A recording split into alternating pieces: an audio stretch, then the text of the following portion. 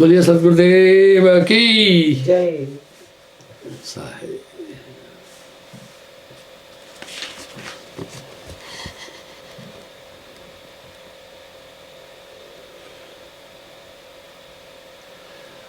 आत्मा को जान लेने के बाद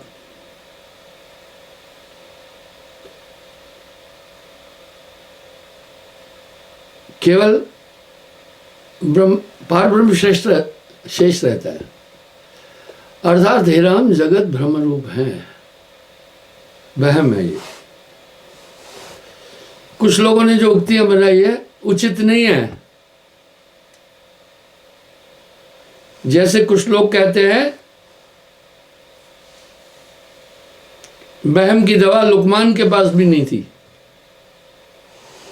लुकमान हकीम जैसे हमारे यहाँ धन्वंतरी है, वैसा ही यूनान में लुकमान को बहुत महत्व देते थे।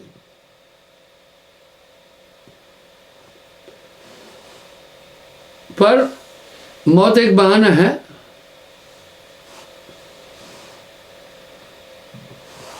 जब भी इंसान की मौत होती है तो कुछ न कुछ वो कारण बताता है डॉक्टर।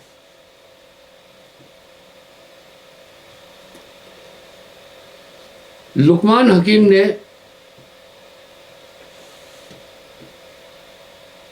सिकंदर की दवा की थी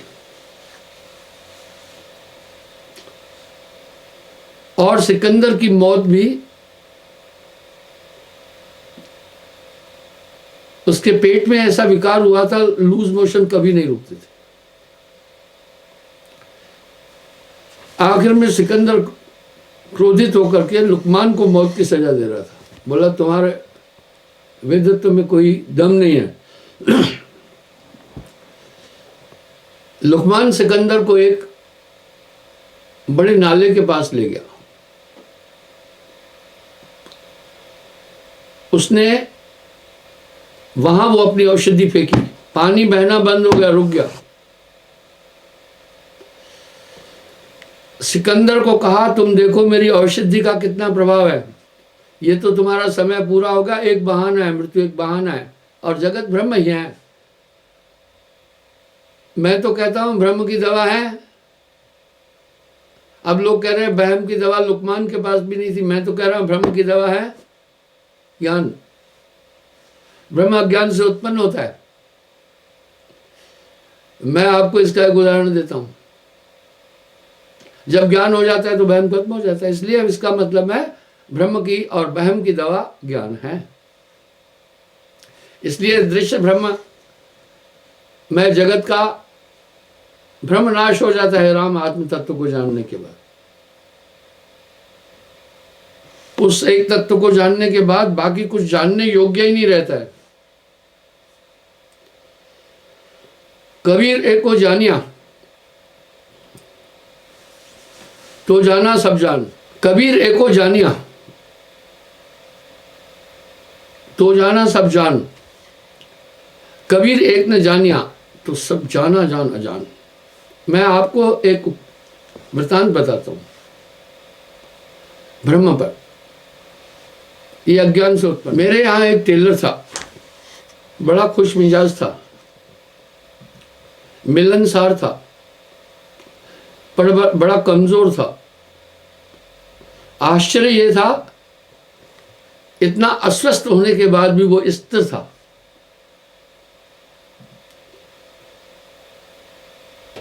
जब बीमार हो जाता था उसको हम उठाकर हॉस्पिटल ले जाते थे।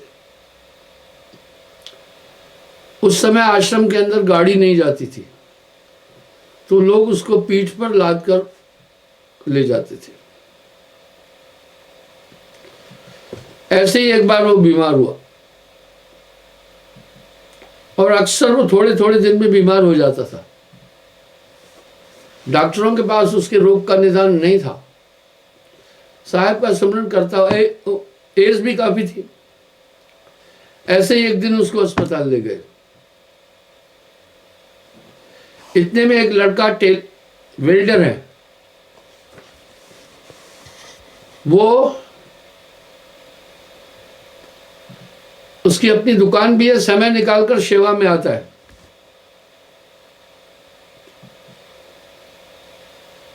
जब आया उसने उस टेलर के लिए पूछा, क्योंकि वो मिलनसार था, सब उससे मित्रता करते थे। तो किसी ने कह दिया वो मर गया है। चलो, वो लड़का कठुए का था, दिशा नाम था उसका। कहा, थोड़ा संताप उसके हृदय में हुआ, सेवा करके कुछ दिन बाद चला गया। जब दोबारा आया, अपना काम कर रहा था, इतने में उसी टेलर को उसने आते देखा। वो चौंक गया। उसने कहा, ये मर चुका है, इसकी प्रेत आत्मा आई है। अब जब वो उसके पास बैठकर बात कर रहा था, उसको भ्रम से यही पता था कि ये मर चुका है। अज्ञान उससे आंख नहीं मिला रहा था। 1 घंटा वो उसके पास बैठा। वाचाल भी था वो टेलर, और परिचय चारुता भी थी उसमें। बाद में उसने कहा कि सत्संग में गुरुजी कहते हैं, नाम लेने वाला प्रेत योनि में नहीं जाता है, नियम पर चलता है। तो ये कैसे प्रेत बन गया? अभी मेरे पास आया था, 1 घंटा बैठा था। दूसरे आदमी ने कहा, ये नहीं मरा था, भूत कैसे बनेगा? बीमार था, अस्पताल में गया था। अब आप देखिए, उसको प्रेत आत्मा का भय क्यों हुआ? अज्ञान के कारण हुआ ना। किसी ने गलत खबर दे दी थी, जैसे पता चल गया, उसका पूरा भ्रम खत्म हो गया कि नहीं? ठीक वैसे ही एक छोटा बालक अपनी परछाई से डरता है, और जैसी वो प्रक्रियाएं करता है, परछाई भी करती है। यथार्थ में परछाई का अपना निजी अस्तित्व नहीं है, वो तो आपके स्थूल शरीर की परछाई है। जब वो बालक बड़ा हो जाता है, उसका ये भ्रम खत्म हो जाता है। कुछ बच्चे तो उस परछाई के साथ खेलते भी है। इस तरह हे राम, ये संसार जगत भ्रम के कारण है।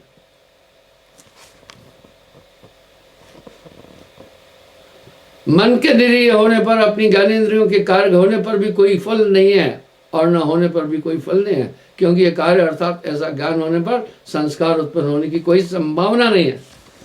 वाह, क्या वशिष्ठ जी अपना ज्ञान दे रहे हैं। कहत कबीर सुनो भाई साधो, जगत बना है मन से। ये जगत तो केवल आपकी मन की सुफुर्णा है, और उस सुफुर्णा से शरीर की प्रक्रियाएं होती है। क्या बात कही, मन की तरंग मार दे तो बस हो गया भजन।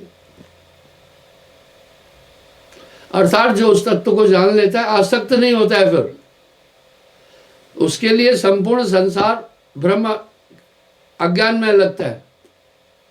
तभी तो साहब कह रहे, कबीर एको जानिया, कबीर एको जानिया, तो जाना सब जान। कबीर एक न जानिया, सब जाना जाना जान। उसे जानने के बाद बाकी कुछ शेष रहता ही नहीं है। वो सब काम करता हुआ भी लिप्त नहीं होता है फिर। ठीक वैसे ही जैसे आपके पास बहरूपी आते हैं, ये भी एक पेशा है। बहरूपी क्या करते हैं, कभी कभी उनको स्वांगी भी कहते हैं, स्वांग करते हैं। कभी वो हनुमान जी बन के आते हैं, कभी रावण बन कर आते हैं, कभी कोई गणेश जी बनकर आते हैं। कभी कोई राजा बनकर आते हैं, उनका मंतव्य क्या है, वो क्यों ऐसा रूप बना रहे हैं? क्योंकि बाद में दुकानों पर जाते हैं, उन्हें थोड़ा सा भेंट मिलती है, उनका मंतव्य वो धन कमाना है। दरअसल जो ये जानता है, जिसने हनुमान जी का आवरण धारण किया हुआ है, ये बोधराज है, तो उसके बाद फिर उसमें हनुमान जी का स्वरूप न देख करके उसको बोधराज के रूप में देखता है।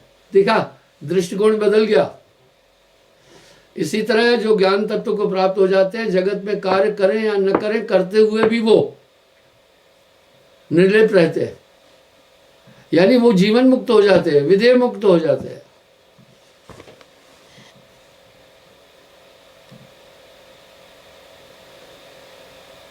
इसलिए उनको उचित अनुचित का फल नहीं होता, क्योंकि वह कार्य अर्थात ऐसा ज्ञान होने पर संस्कार उत्पन्न ही होने की कोई संभावना नहीं है। वो चाहे आदमी कितना भी प्रयास करे कि हनुमान जी के आवरण को धारण करने वाला आदमी सच में हनुमान है, नहीं होगा। ज्ञान है। इसी प्रकार कभी कभी आप हम सब भ्रमवश रस्सी को सांप समझ लेते हैं, भयभीत हो जाते हैं, पर अगले पल जब ये जान जाते हैं, ओ ये तो रस्सी है, देखा भ्रम खत्म हो गया। अब अगर हम स्वचेष्टा से भी भय उत्पन्न करना चाहें, उसे सांप मानकर अपना प्रयास भी खूब करें, तभी भी नहीं हो सकेगा। इसलिए आत्मवेता चाह कर भी फिर जगत के पदार्थों में आसक्त नहीं होता, सब करते हुए भी नहीं आसक्त होता है।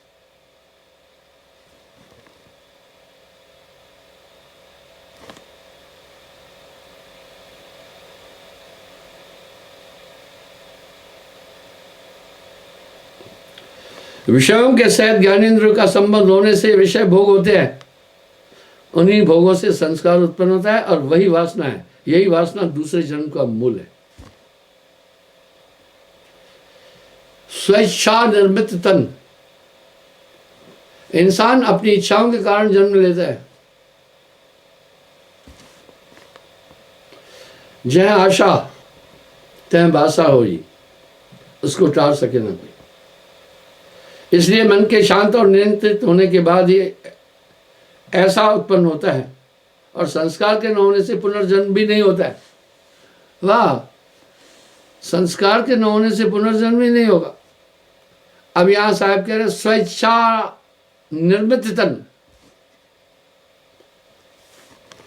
जो आपका शरीर प्राप्त हुआ है वो आपकी अपनी इच्छा से हुआ है।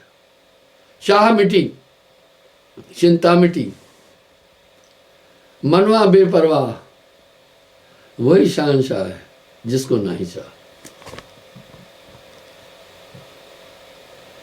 मन के निरीह है, निरीह कहते हैं जिसमें जान न रह जाए, होने पर तुम्हारी कर्मेंद्रियां अपने आप कर्म में ऐसे प्रवृत्त न होगी जैसे कि बिना चला अपने आप नहीं चलता।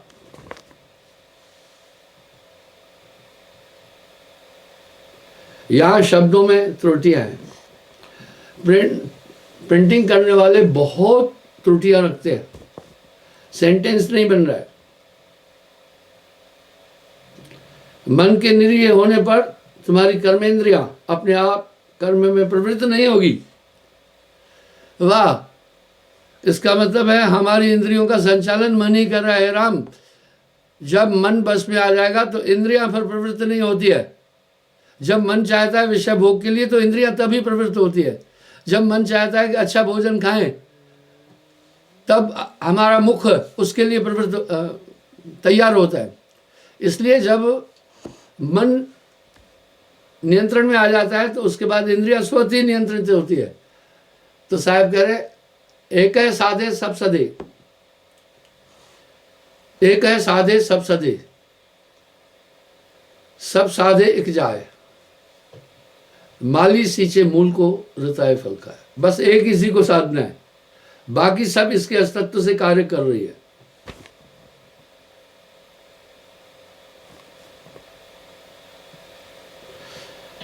जैसे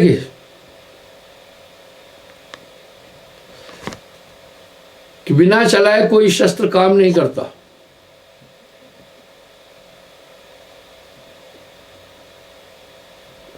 मन रूपी यंत्र के चलाने के लिए विषय वासना ऐसे कारण जैसे दो काठ के मेढ़ाओं के लिए लड़ाने में उसके भीतर खींचने की रस्सी कारण होती है। यानी हमारे जन्म मरण का कारण ही मन है। इससे सुंदर रूपक मन का और कहाँ मिलेगा। और ये संवाद वशिष्ठ जी अपने प्रिय शिष्य राम जी को बता रहे हैं।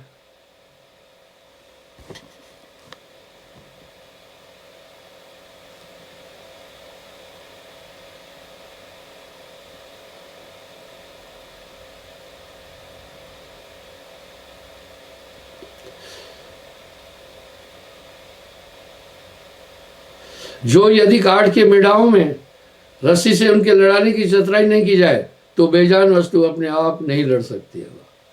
कुछ लोग कह रहे हैं ड्रोन अपने आप उड़ रहा है। मैं कहा भैया कैसी बात कर रहे हो। प्रयोगशाला में बैठकर आदमी ड्रोन को उड़ा रहा है। आजकल तो खिलौने भी है, टेक्नोलॉजी बहुत बढ़ गई है, उसे कोई चला रहा है। इसलिए बहुत बारीकी में बैठकर मन इंद्रियों का संचालन करता है। पूरे शरीर का ताना बाना मन के अधीन है। साहब का कोई भी शब्द तुकबंदी नहीं है। तभी तो कह रहे हैं ना, कहत कबीर सुनो भाई साधो जगत बना है मन से।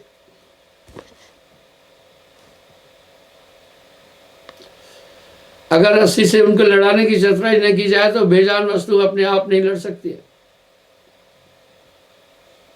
ठीक वैसा ही एक छोटा बालक आता था यहाँ, प्यारा सा था। तो लोग क्या करते थे, अपने हाथ में बेजान एक गुड़िया कपड़े की बनी हुई, उसके हाथ से उसको मारते थे।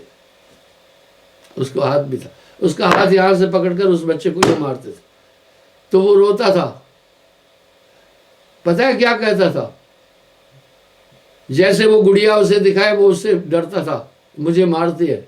गुड़िया ने नहीं मारा, बेजान थी। उसके पीछे आदमी ने जो उसके हाथ को क्रियान्वित किया वो आदमी मारा।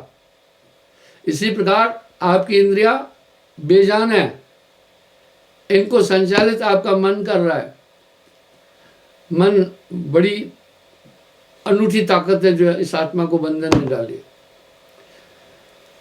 मन स्वरूपी देव निरंजन, मन स्वरूपी देव निरंजन तो है राख भरमाई। हे हंसा तू अमर लोक का पड़ा काल रसाई।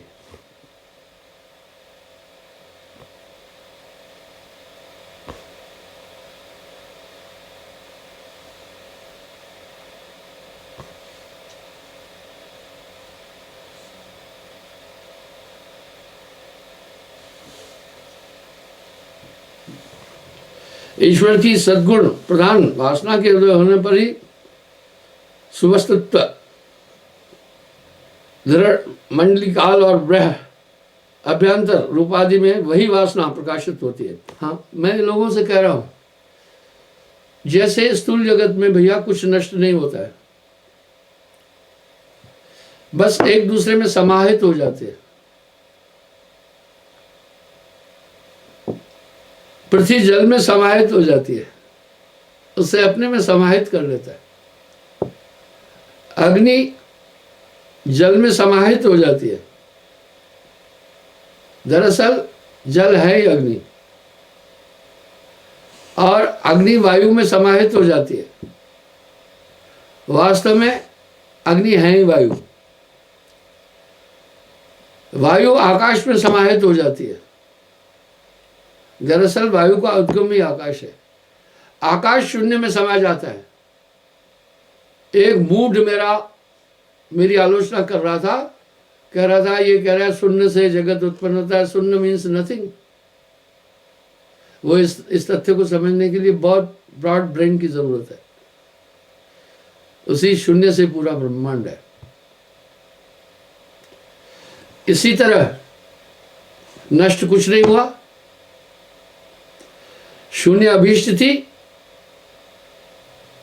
इसी तरह काम, क्रोध, लोभ, मोह, अहंकार नष्ट नहीं होने वाले हैं, इनको रूपांतरित करना है। काम को प्रेम के लवणे में बदल दो। काम आनंदमय लगता है, बस उस काम को, इसका रूपांतरण करो, बस प्रेम में बदल दो। अंतोगत्वा काम की परिणति ही प्रेम है। उदाहरण देता हूं, जब मनुष्य युवा होता है, पत्नी में केवल विषय भोगों की आकांक्षा करता है। जब वही काम शिथिल पड़ जाता है तो फिर वो प्रेम में बदल जाता है। मैं लोगों से अक्सर एक बात कहता हूं, जब आपकी सगाई हुई समझो अभी कुछ नहीं हुआ है, जब शादी हुई तो समझना अभी एंगेजमेंट हुई है।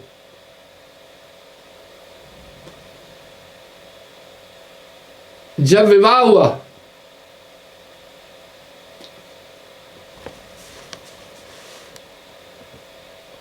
जब तब समझना एंगेजमेंट हुई है, अभी रिश्ता अभी दृढ़ नहीं हुआ है।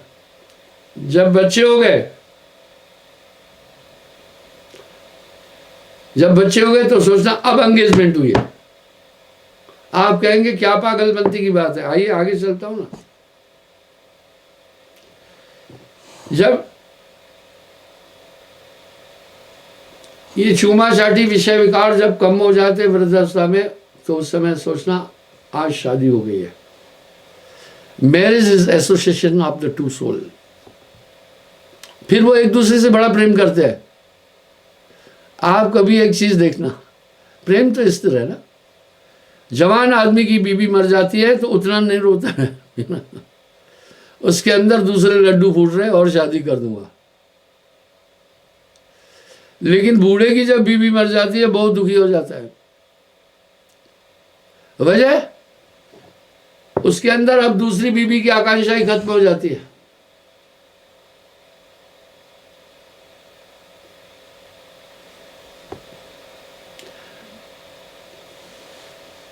इस तरह मैं कहता हूं क्रोध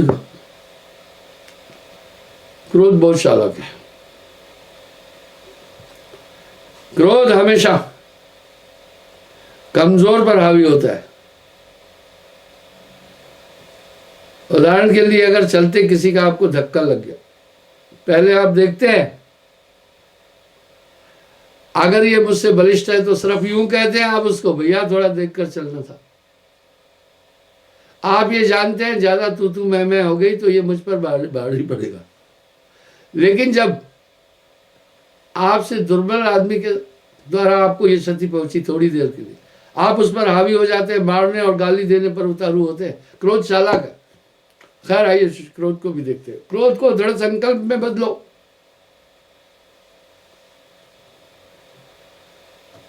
जब इसका रूपांतरण कर दिया तो ये आपका सहायक बन जाएगा। माया है दो भांत की, जो कर जाने कोय, एक मिलावे पीर से एक नर्क ले जाए। एक परमात्मा से मिलाती है, एक नर्क में ले जाती है। माया परमात्मा से मिलाती है। हाँ, अगर ये धन पुरुषार्थ में लगता है, गुरु सेवा में लगता है, परोपकार में लगता है, तो ये ईश्वर से मिलाने का संसाधन भी हो गया। ये वेश्यावृत्ति में लगा, अपराध में लगा और नशाखोरी में लगा, दूसरे के अनहित में लगा, नर्क लगेगा कि नहीं लगेगा? इस प्रकार साहब कह रहे हैं इनको रूपांतरण करना है। इस तरह अहंकार को दृढ़ निश्चय में बदल दो।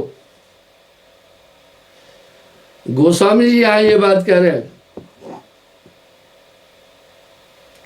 यह अहंकार अभिमान जाए नहीं भोरे। भोरने का मतलब है जैसे कोई लड्डू बना हुआ है, आप मुट्ठी से भोर दिया। यह अहंकार जाए नहीं भोरे, मैं रघुपत का रघुपत मोरे। कह रहे ये मेरा अहंकार कभी नहीं जा सकता है, क्योंकि ईश्वर मेरा है, मैं उसको। इसलिए अहंकार को निश्चय में परिवर्तित कर दो, मोह को प्रभु के स्मरण में बदल दो, तो यही आपके सहायक हो जाएंगे। विष से अनंत औषधियां बनती है, उनका रूपांतरण किया जाता है, और विष से जीवन भी चला जाता है। बस जब वो शक्ति आ जाती है तब इनका रूपांतरण हो जाता है। कुछ भी संसार में नाशवान नहीं है, सिर्फ रूपांतरण करना है।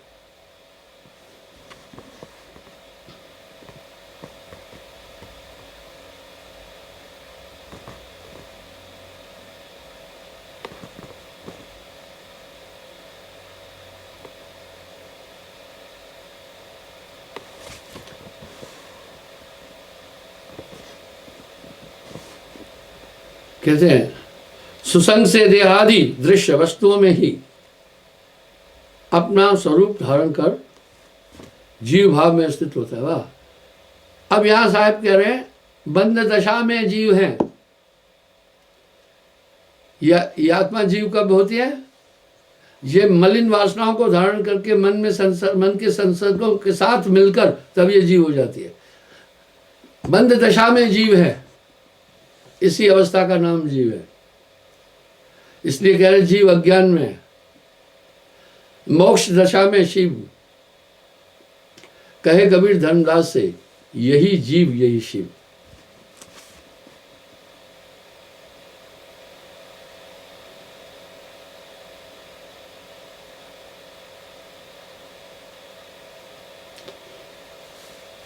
वह सर्वात्मा जहां जिस रूप से प्रकाशित रहता है वही शीघ्र उसी रूप के अनुकूल शोभित होता है। बिल्कुल ठीक है, यही आत्मा देखो चींटी को भी लेकर चल रही है, यही आत्मा है। वह आत्मा संभाव में सब में है, और यही आत्मा हाथी को भी वाहन करती है। यही बोल रहे हैं, जब ये जीवात्मा जिस स्थिति में प्रविष्ट करता है उसी के संभाव अपने कार्य करने लगता है।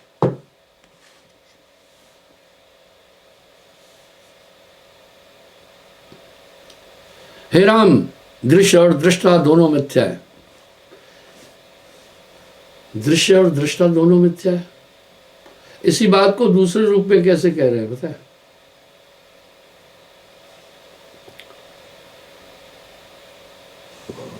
बोल रहे हैं आत्मनिष्ठ होने के बाद संसार का अस्तित्व खत्म हो जाता है। यह तो ब्रह्म के कारण भाषित हो रहा है। तन थिर, मन थिर, वचन थिर, सुरत निरत थिर होए, कहे कबीर उस पलक को कल्प न पावे कोई। ये सब शांत होने से कल्पांतर की साधना से भी बड़ी चीज हो जाती है। आइए, यही वासुदेव कृष्ण ने अर्जुन से कहा, अर्जुन जो भूतकाल है, अतीत है, ये मिथ्या है, इसका कोई महत्व नहीं है। अगर अतीत में तुम बादशाह थे, आज कंगाल हो, तो अतीत का बादशाह तो तुम्हें कुछ भी नहीं दे सकेगा। हे अर्जुन, भविष्य अनिश्चित है।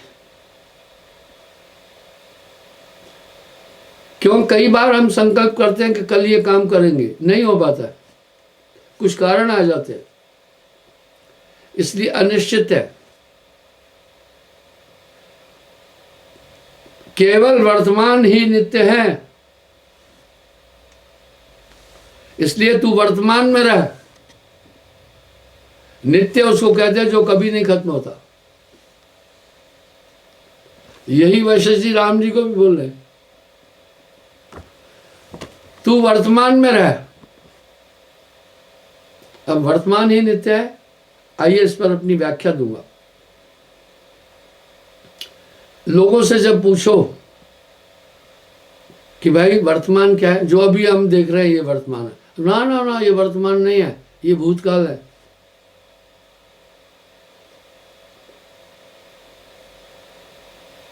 आप जो मुझे देख रहे हैं, सुन रहे हैं, ये वर्तमान नहीं है। आप कहेंगे महाराज कैसी अटपटी बातें कर रहे हैं। आइए बताता हूं। भूतकाल किसको कहते हैं? जो गुजर चुका। कब गुजर चुका? 1 मिनट पहले भी जो हो चुका वो भूतकाल है। मिनट की तो बात छोड़ो, यानी माइक्रो मिनट भी अगर किसी कार्य को होते हुआ, वो भी अतीत है, वो नित्य नहीं है।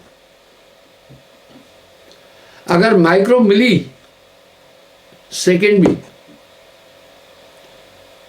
हो चुका, वो भी वर्तमान नहीं है। इसलिए जो मुझे आप देख रहे हैं, इसमें चाहे माइक्रो मिली सेकेंड भी लग रहे हैं, तो ये अतीत है। मुझे सुन रहे हैं, हमारे साउंड की गति 2300 फीट इन ए सेकेंड है। इसको प्रमाणित भी किया जाता है। दूर कोई लोहार अगर हथौड़ा मार रहा है, तो साउंड आपको थोड़ा बाद में सुनाई पड़ती है, हाथ वहां पहले गिरता है। इसका मतलब सीधा यह है कि प्रकाश की गति ध्वनि की गति से तेज है। आपको कैसा लगता है? वहां पहले हथौड़ा गिरा, प्रैक्टिकल कर, आवाज बाद में आई। इसका मतलब है मेरी आवाज जो यहां से निकली आप तक पहुंचने में चाहे माइक्रो मिली सेकेंड भी लगे, वो पास्ट है। अब वर्तमान क्या है? दृश्य भ्रम से आप जब रहित हो जाते, चिंतन से रहित हो जाते, बाकी चीज से रहित हो जाते, बाकी कहीं भी आपका ध्यान नहीं जाता है, वो एक पल अमूल्य होता है। वो वही नित्य यानी वही परमात्मा है, वो चेतन स्वरूप है। तन थिर, मन थिर, वचन थिर, सुरत निरत थिर होए। अब देखिए, तन भी स्थिर, मन भी स्थिर, कंसंट्रेशन भी स्थिर, निरत स्थिर जो शरीर को चला रही है। तन थिर, मन थिर, वचन थिर, सुरत निरत थिर होए। कहे कबीर वाह पल्क को कल्प न पावे कोई। कल्पांतर अगर साधना आदमी करे, ऐसी अवस्था को प्राप्त नहीं हुआ तो वो साधना नहीं है। और ये चीज आपको फिर अजपा से परे होकर के भी प्राप्त हो जाती है। इसलिए पलट वजूद में अजब विश्राम है। अपने स्वरूप में आ जाता वो वर्तमान है। जैसे हम अपने स्वरूप से बाहर निकलते हैं, हमारा अपना कंसंट्रेशन इंद्रियों के अंदर आ जाता है, वो सब अतीत है। चंद और चकोर की रीत से ध्यान कर पल ही पल ले अजूबा। आप जो दृश्य देखते हैं उसका रूप हो जाते हैं। ठीक है, अगर आप मुझे अभी देख रहे हैं तो आप मेरा रूप है। जो जिसको सुनता है उसका रूप हो जाता है। यही कर्म ज्ञान इंद्रियां इंसान और आत्मा को भटकाती है। बहुत बड़ी साजिश है ये तन विष की बेलरी, ये तन विष की बेलरी, गुरु अमृत की खान, शीश दिए जो गुर मिले तो भी सस्ता जान कबीरा, तो भी सस्ता जान।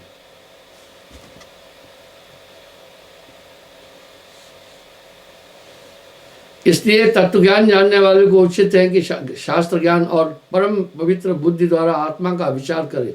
विचार बुद्धि तीक्ष्ण होकर परम पद को देखती है और विचार ही संसार रूपी रोग की महाऔषधि है। देख लिया ना, कर विचार ही के माही, कहत कबीर सुनो भाई साधो। साधो का मतलब है मेरी बात पर विचार करो। यही इस संसार रूपी महारोगों की औषधि है। अनेक प्रकार के राग द्वेष जिसके पल्लव में, ऐसी विपत्ति रूपी वृक्ष जब विचार रूपी करों से काट दिया जाता है तो फल नहीं बढ़ता है। महाप्रज्ञ रामचंद्र जी, बंधुनाश संकट प्रभृति अन्य दुख के स्थान सब अज्ञान से व्याप्त है। इसलिए सज्जनों की गति केवल विचार ही है, अथवा बिना विचार के अज्ञान का नाश नहीं हो सकता। मैंने बैठते ही एक बात कही थी, इसी ब्रह्म को दूसरे शब्दों में कहते हैं, ब्रह्म को बहम बोल रहे हैं उर्दू में। बहम की दवा लुकमान हकीम के पास भी नहीं है, यानी वो कह रहे हैं बहम की दवा ही नहीं है। मैं तो कह रहा है ये लोकोक्ति गलत है, बहम की दवा ज्ञान है।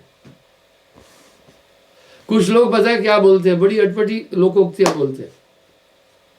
बच्चे इंटरव्यू देते हैं तो वो कहते हैं मेरा सपना है पायलट बनने का।